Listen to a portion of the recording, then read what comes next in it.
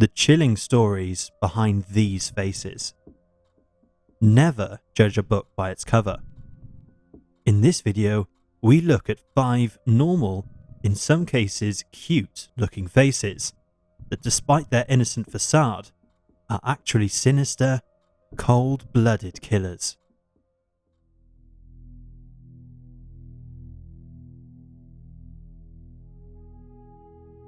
Robert Stroud. This is the face of Robert Stroud, a name that is probably not familiar to most of you. However, the Birdman of Alcatraz might ring a bell. Stroud was one of America's most infamous criminals, a highly intelligent man who was also extremely dangerous. At the age of 19, Stroud was imprisoned for 12 years for killing a bartender. However, while serving that sentence, he stabbed and killed a guard and was sentenced to death by hanging. However, after several trials, this was commuted to life imprisonment in solitary confinement. While in solitary confinement at the Federal Penitentiary in Leavenworth, Stroud was in the prison yard when he discovered a nest with 3 injured sparrows. He nursed them back to health and eventually accumulated around 300 other birds. Thanks to the equipment provided by a prison warden dedicated to reform, he extensively studied birds and eventually became a respected bird expert and author. In 1942, Stroud was sent to Alcatraz, where regulations prohibited him from keeping birds. Despite this, he continued his studies. In his later years, his behavior improved and he was viewed more favorably. Some believed he was possibly the best known example of self-improvement and rehabilitation in the US prison system. He had acquired a large following of bird breeders and poultry raisers who demanded his release due to his contributions to the field of ornithology. However, efforts to secure his release from prison did not succeed. In 1959, he was transferred from Alcatraz to the Medical Center for Federal Prisoners at Springfield, Missouri, where he spent the last 4 years of his life. On November 21st, 1963, after serving 54 years in prison, Stroud died at the age of 73. In 1962, a film about Stroud was released, starring Burt Lancaster, called Birdman of Alcatraz. In it, he is portrayed as a good guy. However, in reality, former inmates of Stroud claimed he remained sinister and dangerous until the day he died.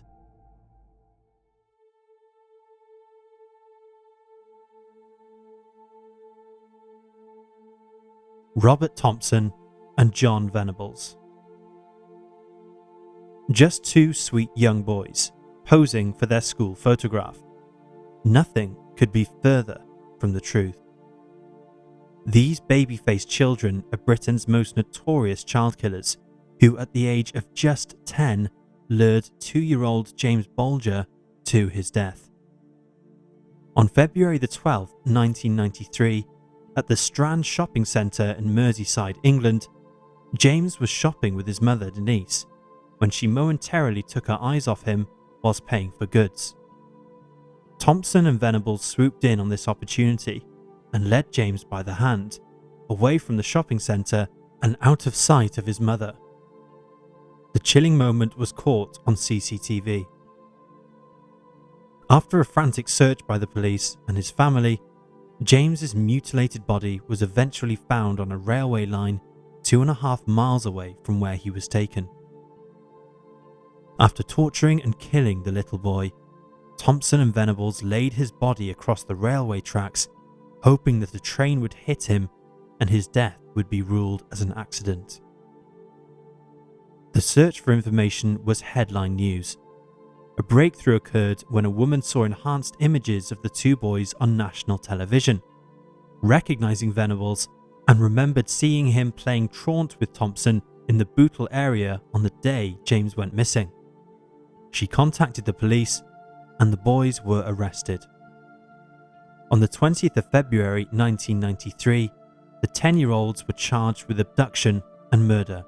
The details of what they did to little James are too horrific to write about. Thomson and Venables were found guilty on the 24th of November and became the youngest convicted murderers in modern British history. They were sentenced to indefinite detention at Her Majesty's pleasure and remained in custody until they were released on a lifelong licence at age 18. Venables has since reoffended and has been returned to prison. Thomas has never reoffended and now lives anonymously at an unknown location with his partner. The boys' unparalleled evil and barbarity will never be forgotten in the UK.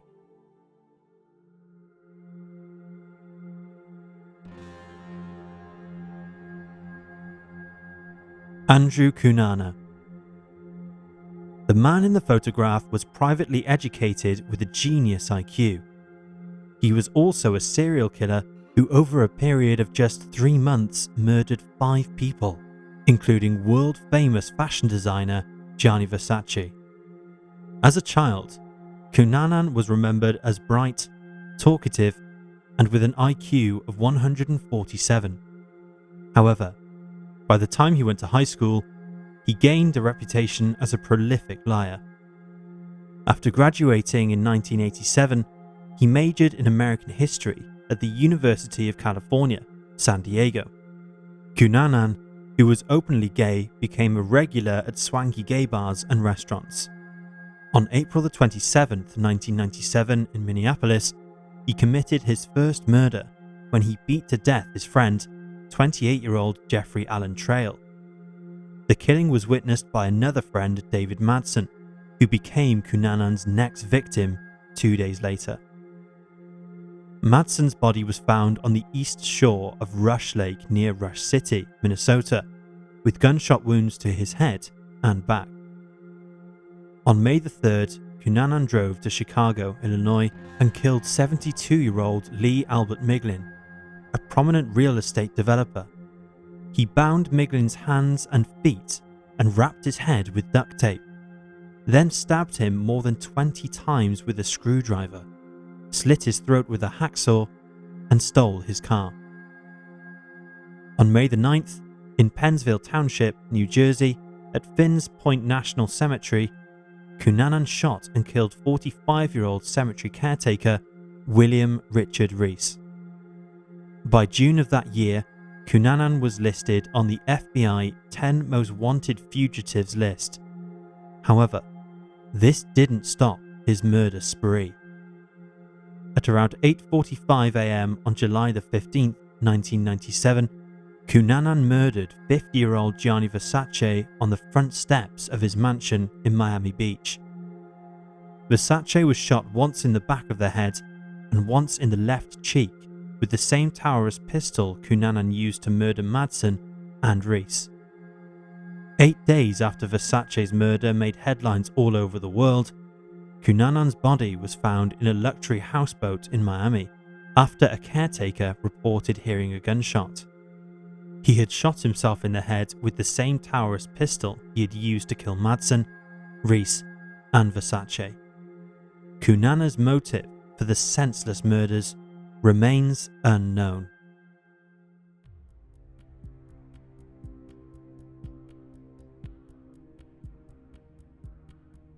Tamara Samsonova. Just a defenseless old lady. Looks can be deceiving. This is Tamara Mitrofanova Samsonova, a Russian serial killer also known as Granny Ripper and Baba Yaga. Tamara was born on April 25, 1947 in the city of Ozur, Russia. After graduating from high school, she moved to Moscow, and after graduating university, she moved to St. Petersburg, where she married Alexei Samsonova. In the year 2000, Alexei disappeared. Tamara reported his disappearance to the police, but no trace of him was found. 15 years later, in April 2015, she once again reported him missing. After her husband vanished, Tamara started renting out a room in her apartment.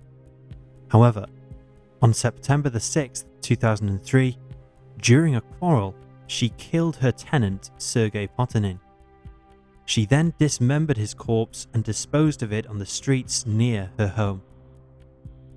In March 2015, Tamara met 79-year-old Valentina Ulanova, who lived on the same street as her. Because Tamara's apartment was being redecorated, she temporarily moved in with Valentina and stayed for several months. However, when her own apartment was ready to move back into, Tamara refused to move out. This refusal caused friction between the two women, so Tamara decided to fix the problem by poisoning Valentina. Using the prescription drug penazepam that she managed to obtain from a pharmacist, she laced her favorite salad with the pills. As a result, Valentina died. Tamara then dismembered her body using knives and a saw. She put the remains into bags and made several trips to get them out of the house. On the evening of July 26th, Valentina's decapitated body and severed limbs were found wrapped in a bathroom curtain on Dimitrov Street. The identity of the deceased was soon established, and when police went to her apartment, Tamara answered the door. After entering the home, officers found traces of blood in the bathroom and also fastening from the torn-off curtain.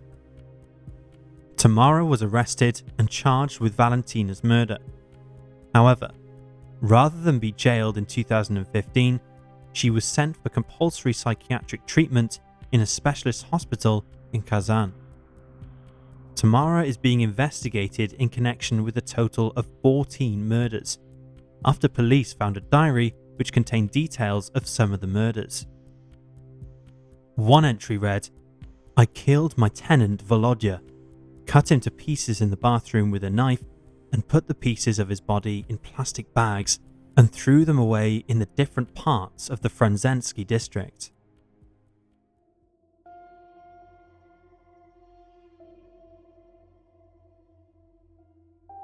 The Tyneside Killer.